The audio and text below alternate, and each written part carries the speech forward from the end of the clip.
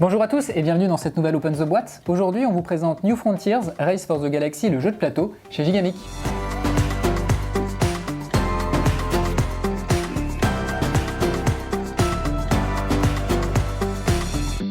New Frontiers, c'est un jeu de Tom Lehmann, c'est un très gros jeu, hein. Vous pouvez voir l'épaisseur de la boîte.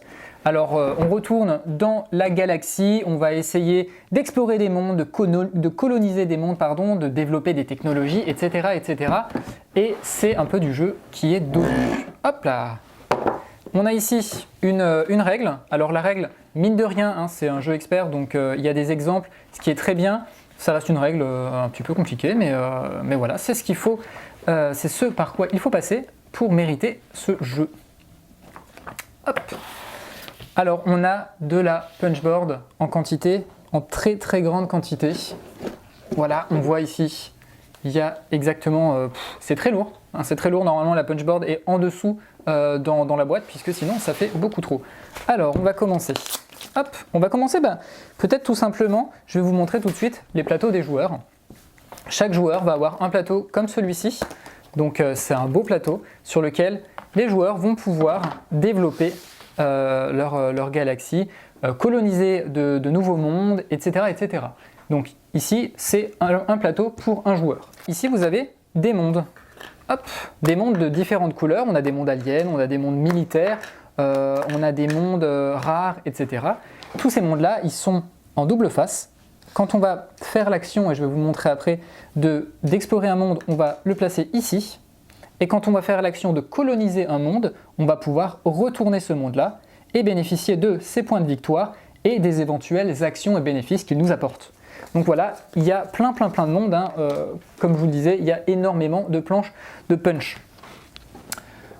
Comment est-ce qu'on va faire pour développer sa cité et sa galaxie? Alors on a ici deux plateaux. Ces plateaux-là, ce seront les plateaux qui vont nous permettre d'acheter finalement ou de récupérer des axes de développement. Il y a des développements majeurs qui font une taille de 2 comme celle-ci, et des développements mineurs qui sont plus petits, qui coûtent moins cher et qui prennent moins de place sur le board.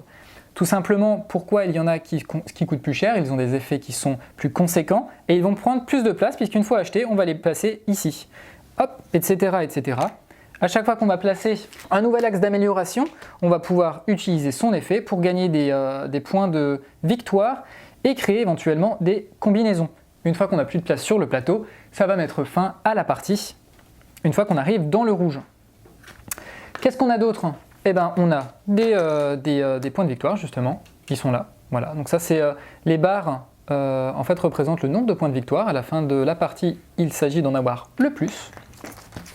Voilà, on en a des plus petits aussi, également. On a des crédits, parce que c'est pas tout ça, mais il faut pouvoir s'acheter tous ces points tous ces axes de développement. Donc on a ici, hop, les petits crédits. Voilà, on en a des 1, des 5, des 10. On va pouvoir réaliser différentes actions au cours de la partie pour avoir plus de crédits, pour pouvoir consommer et vendre des ressources. Mais je vais peut-être vous montrer tout de suite les actions qui sont disponibles. Par exemple, ici on a coloniser la planète. On a produire des ressources. On a comme ça, il me semble, 6 actions. On a explorer, on a colonisé également. L'ordre des joueurs va changer, ça peut même être une stratégie, mais pour cela, il va falloir effectuer d'autres actions. Ici, on a par exemple justement la ligne des joueurs. Les joueurs qui vont pouvoir placer chacun leur petit jeton joueur ici. Hop.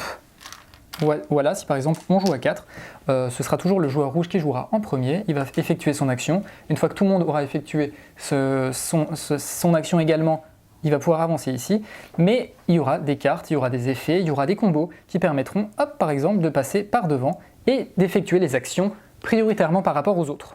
On a ici plein de petits ouvriers, plein de colonisateurs qu'on va pouvoir placer sur les mondes pour, un exemple, voilà, hop, celui-ci va coûter un colonisateur, on va pouvoir le mettre ici. On a également des ressources, alors les ressources, accrochez-vous bien car elles sont incroyablement belles, grosses. Voilà les ressources de New Frontiers. Alors les ressources de New Frontiers, il y en a des petites, il y en a des grandes, elles valent plus ou moins d'argent, de points de victoire, elles vont nous permettre d'acheter des choses, de vendre des choses, de consommer de la ressource et d'accéder à des points de victoire via nos développements. etc., etc. Et jouer avec ça, c'est vrai que c'est très agréable. Comment est-ce qu'on va développer et explorer des mondes, puisque l'exploration nécessite forcément un petit côté de hasard. On a ce sac, vous voyez qu'il est très grand, dans lequel on va pouvoir mettre les mondes. Et alors là, j'en ai quelques-uns, il y en a beaucoup plus dans le jeu. On va les mettre ici, dans le sac, et on va pouvoir, quand on va décider d'explorer, chercher les mondes dans le sac.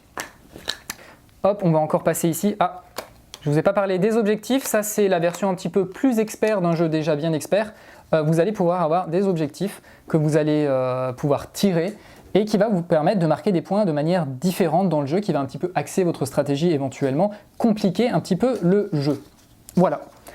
Je crois qu'on a tout dit sur Race for the Galaxy, ou en tout cas une partie de cet énorme jeu.